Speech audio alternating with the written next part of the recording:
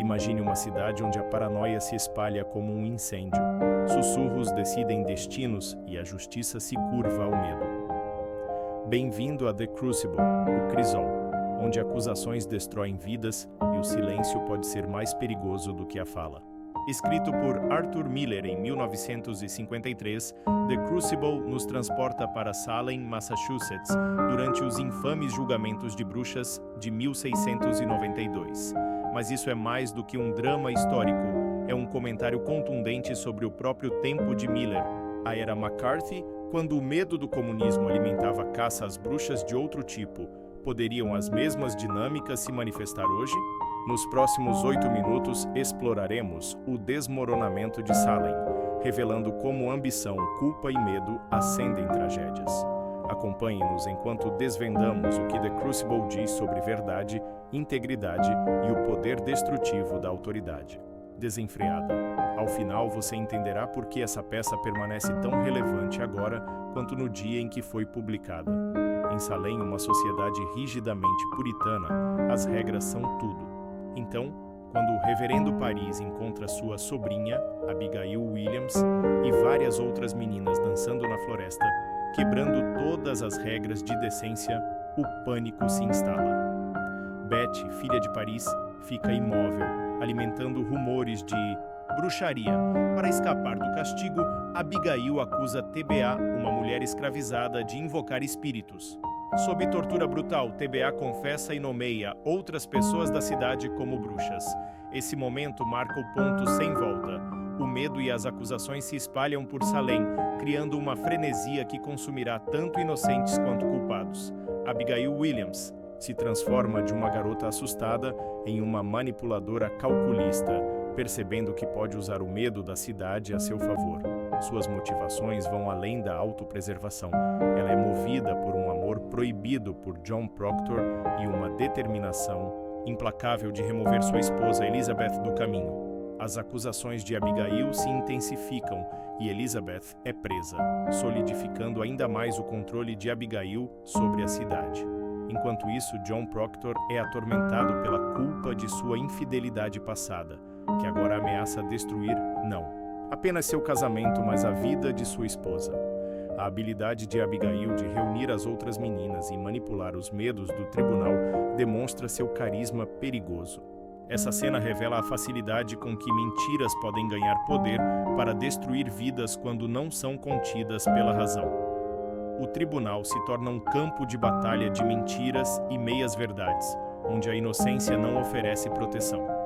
John Proctor confronta o tribunal com acusações chocantes contra Abigail, revelando seu caso ilícito para desmascarar sua mentira.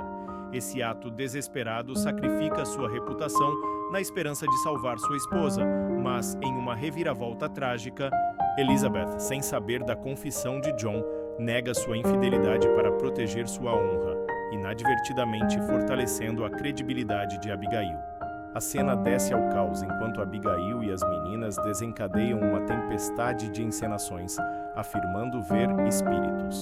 Mary Warren, sob intensa pressão e medo por sua própria segurança, sucumbe e acusa John de bruxaria. Esse momento expõe a fragilidade da justiça quando o medo suplanta a razão.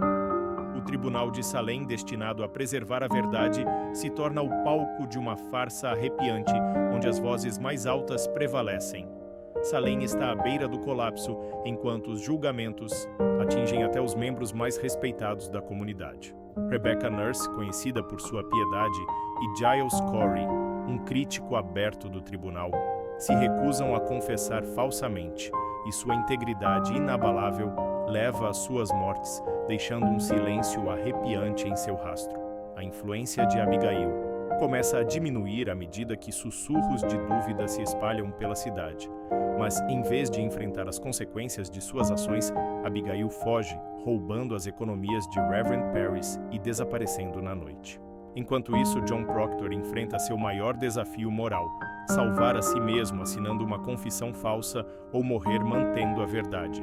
Seu tormento revela o tema mais profundo de The Crucible, a luta humana entre integridade e sobrevivência. Decisão climática de John Proctor é o pico emocional da peça. Diante do tribunal, ele inicialmente concorda em confessar, mas quando solicitado a assinar uma declaração pública, ele se recusa.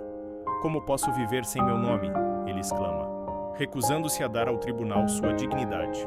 Sua resistência o transforma em um herói trágico, personificando o triunfo da integridade pessoal sobre a corrupção da sociedade. A execução de Proctor e de outros marca o início do fim dos julgamentos, enquanto Salem fica para lidar com seus pecados. As forcas se tornam um monumento sombrio para os perigos do medo e do fanatismo. O ato final de Proctor, sua recusa em comprometer sua consciência, ressoa como um testamento ao poder duradouro da verdade, mesmo diante da morte. A peça de Arthur Miller, The Crucible, continua sendo uma crítica implacável de como o medo pode fraturar uma comunidade e corroer a bússola moral dos indivíduos. As paralelas de Miller com o macartismo ressoam através das gerações, alertando contra ideologias que priorizam a conformidade sobre a verdade. A peça também explora questões mais profundas sobre a natureza humana. Qual preço estamos dispostos a pagar pela integridade? Como resistimos ao sedutor poder de procurar bodes expiatórios? Além de seu contexto histórico e político, The Crucible perdura porque confronta medos universais: o medo do desconhecido, o medo do julgamento e o medo de perder o controle.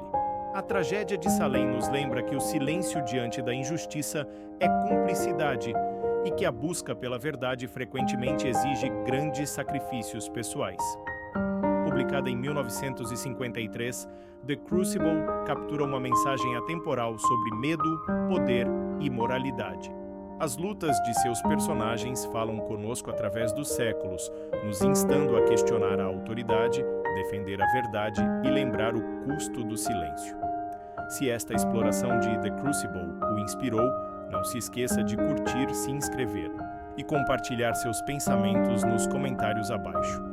Junte-se a nós na próxima vez, enquanto desvendamos mais obras-primas literárias.